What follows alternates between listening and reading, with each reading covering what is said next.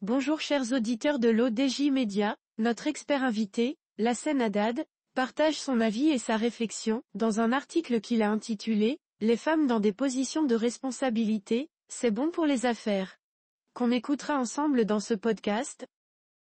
Lassen Haddad, expert en études stratégiques et ancien ministre, souligne l'importance économique d'intégrer les femmes sur le marché du travail et dans les postes de direction. Il indique que les avantages qu'apporte une femme, lorsqu'elle accède à un poste de direction, sont des capacités intrinsèques qu'elle possède, non pas parce qu'elle est une femme, mais parce que son expérience sociale, économique et culturelle dans la société est différente et unique. Notre politicien entame sa présentation du sujet en disant: Pourquoi l'intégration des femmes sur le marché du travail et dans les postes de direction est-elle une nécessité économique ? Atteindre l'équité envers les femmes n'est pas seulement une question de moralité ou de politique liée à la nécessité de réaliser la justice sociale à travers une approche de genre dans les sociétés contemporaines. C'est une nécessité économique par excellence. Les sociétés qui réussissent à intégrer de manière plus complète et meilleure sur le marché du travail et dans les postes de direction réalisent des gains économiques importants, tant quantitatifs que qualitatifs, tandis que les sociétés qui tardent à réaliser l'égalité et la parité perdent beaucoup en termes de croissance, de création de richesses et de création d'emplois. Notre expert invité approfondit sa réflexion de la manière suivante. Une étude de Catalyst, une organisation travaillant depuis des décennies avec de grandes entreprises pour réaliser la parité au sein des administrations et des entreprises, a révélé que les entreprises du Fortune 500, qui promeuvent les femmes à des postes de direction, réalisent des rendements pour les actionnaires supérieurs de 35% par rapport aux entreprises qui ont le plus faible taux de participation féminine dans les postes de direction. Cela signifie que les femmes apportent à la direction des compétences et qualifications managériales différentes, enrichissant la gestion des affaires d'une valeur ajoutée qui se traduit par des profits supplémentaires pour les actionnaires. Cela ne signifie pas que les avantages qu'apportent les femmes lorsqu'elles atteignent un poste de direction sont des capacités intrinsèques qu'elles ont en tant que femmes, mais plutôt parce que leur expérience sociale, économique et culturelle dans la société est différente et unique.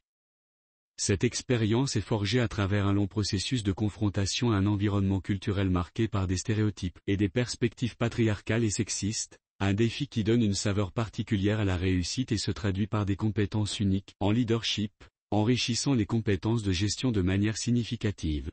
Foreign Policy Analytics affirme que les 25 premières entreprises dominées par des hommes, gérées par une direction composée d'hommes et de femmes, réalisent des profits 47% supérieurs à ceux des 25 entreprises situées en bas de l'échelle. De plus, les entreprises qui adoptent une politique d'intégration basée sur le genre réduisent l'impact négatif sur le climat, développent de manière significative leurs responsabilités sociales, et créent une culture interne basée sur l'inclusion, la diversité et la parité. Ces aspects bénéficient à la productivité, à la relation avec les clients, à la motivation des ressources humaines, et au profit en général.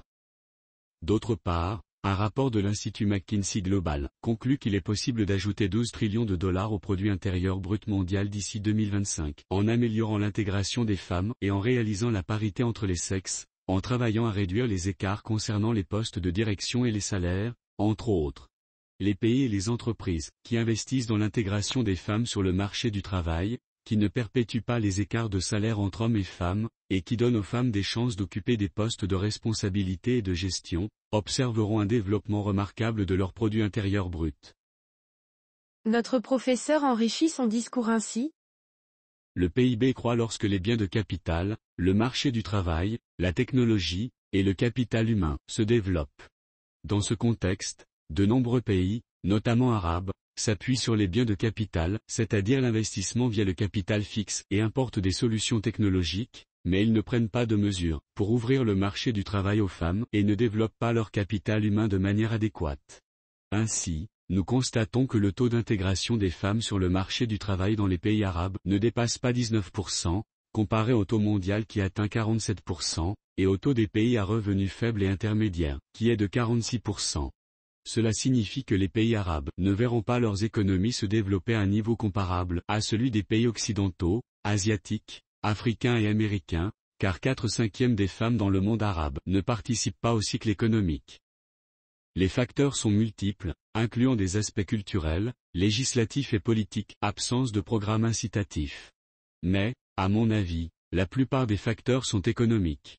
lorsque les femmes ne se voient pas confier des responsabilités supérieures dans l'administration publique, cela constitue une injustice en matière de promotion, ayant un impact négatif sur les salaires des femmes au sein de l'administration publique. Ainsi, même dans les administrations publiques, qui sont censées traiter hommes et femmes de manière égale, la discrimination est structurelle, les salaires de base sont similaires, mais les hommes bénéficient davantage de promotion que les femmes, créant ainsi une injustice en matière de salaire également. Le secteur privé connaît une plus grande injustice, où les femmes sont préférées aux hommes pour certains travaux manuels, comme le textile, l'agroalimentaire, etc., mais leurs salaires sont inférieurs au salaire minimum et elles ne sont pas promues à des postes de superviseurs ou de responsables de production.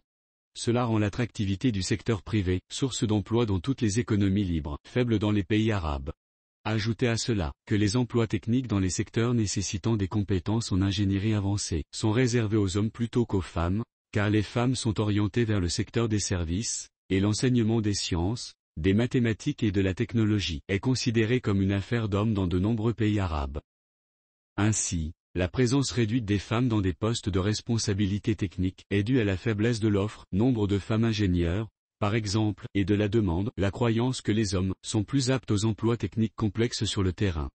Par conséquent, ce qui est requis des pays arabes est d'améliorer l'attractivité du secteur privé en se concentrant sur l'égalité des salaires, le respect du salaire minimum et la récompense des entreprises, qui placent les femmes dans des positions de responsabilité intermédiaires et supérieures, et investissent dans l'amélioration des conditions de travail en fournissant des installations spécifiques aux femmes, que ce soit en ce qui concerne l'allaitement ou les crèches sur le lieu de travail, et d'autres installations sanitaires spéciales.